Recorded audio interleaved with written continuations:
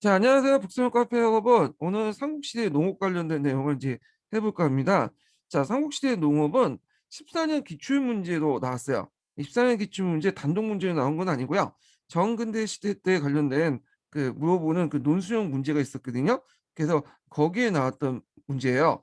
자, 그러면 삼국시대 농업 관련된 내용을 좀 보면 이 시대에 이제 그 농업의 어떤 특징은 철기 생산을 통해서 농업 생산의 증대로 개별 농가에 의한 집단 경영, 농업 경영 단위가 성장됐다. 자, 여기에서 이제 개별 농가라는 말이 이제 핵심적인 키워드죠. 자, 예전에는 이제 철기가 그 농기구가 일반화되지 못할 때는 개별 농가가 아니라 이제 그 집단 경작이 성행했죠. 농업 생산량이 낮다 보니까 어, 그 가구당 이게 뭐냐면 생산할 수가 없었어요. 그러다 보니까 어떤 애들이 모여가지고 이제 그 농기구를 같이 공유하면서 생산을 했던 거죠. 그때 농기구들은 되게 이제 철기가 아니라 목기나 석기로 만들었던 거죠. 그러다 보니까 농업 생산력이 떨어질 수밖에 없고요. 근데 이런 철기 사용은 이런 그 집단 경작에서 개별 농가 경작, 개별 경작으로 가능했던 어, 요인이 되게 되죠. 그래서 이제 이때 이제 개별적으로 이제 농가가 농사를 짓고 개별 경작이 가능하면서 토지의 사, 사유화가 이루어지죠. 자, 토지의 사유화가 이루어지고 그 다음에 경제적 부를 축적하는 사람들이 등장을 하게 되죠. 그리고 이제 축적하지 못하는 사람들 간에 어떤 차이가 생기고요. 자, 그래도 이렇게 어떤 그 농업 생산량이라든지 뭐 어떤 생산량의 발달은 사회 긍정적인 영향을 줄 수도 있지만 이런 것들 농업 생산력 상상력 발달에 부응한 계층과 부응하지 못한 계층들의 어떤 차이들 발생을 해요. 이거는 뭐 삼국시대의 농업 생산뿐만 아니라 보통 전 그 지구적인 보편적인 현상인 것 같아요. 예, 요거는 뭐 제가 강의하면서 좀 더 얘기를 해드리겠고요. 자, 그러면 고구려, 백제, 신라가 각각 어떤 농업 기술들을 이제 가지고 있었는가 특징들이 보면요. 자, 고구려는 이제 일찍부터 쟁기가지가 시작됐고요. 그리고 4세기 경부터 고구려 지형과 풍토에 맞는 보습을 사용했다. 땅을 가는 것을 이제 보습이 있죠. 사용했고, 자, 백제는 기록에 보면 4세기, 5세기 때 발전한 수의시설, 벚골제를 이제 만들었고요. 그 다음에 철제 농기구를 개량해서 농농사를 발전시켰다는 거.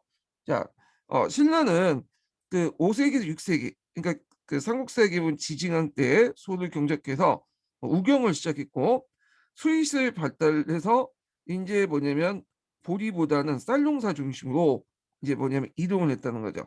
자, 이게 이제 각국의 이제 농업기술 발전상인데요. 그러면 여기에서 좀 의문을 이제 포할 수가 있겠죠. 신라가 우경을 시작했다고 하잖아요. 우경에 의해서는 신경. 자, 그러면 고구려 백제는 그럼 우경이 없었냐?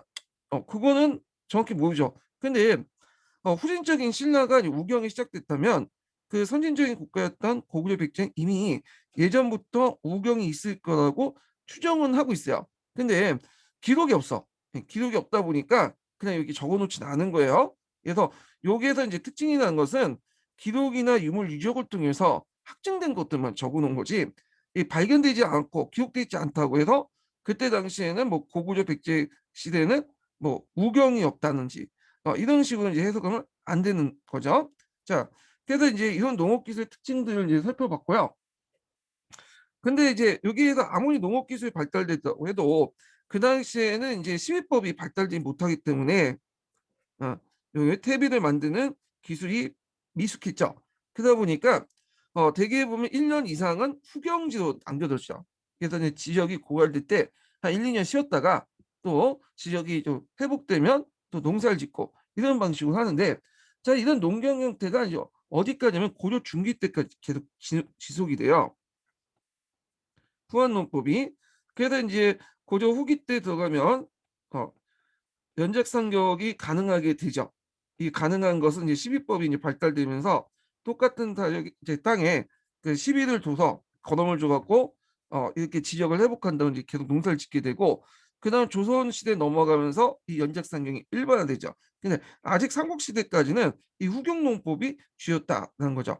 근데 이제 후경농법이 주일 수밖에 없는 게 굳이 그 시비법을 발달시킨 이유가 없었어요 그 당시에. 예. 그왜 없었냐? 인구가 적었기 때문에 인구는 적고 땅은 넓었기 때문에 굳이 후경농법을 이제 뭐 12법을 개발해서 연작을 상강을 할 수 있는 할 필요성을 못 느꼈던 거죠. 근데 고려 후기 때 들어가면 인구가 증가되니까 이제 또 많은 인구를 먹여 살려야 될 거 아니에요. 그러니까 이제 후경농법 대신에 12법을 발달시켜서 연작상으로 가게 하는 그런 어떤 배경이 되었다. 예, 이것도 같이 기억을 해주세요. 예전에 한번 시험에 나왔던 부분이에요. 이 부분이. 자, 그래서 이제 출제 농기구들이 쭉 있는데 뭐 쟁기, 호미, 그다음에 갱이, 보습, 낫 등등등등이 있고 이런 철제 농기구의 사용은 그 당시 노동력 절감과 1인당 경지 면적의 확대를 어, 했다, 도모했다 이렇게 이제 보시면 되겠죠.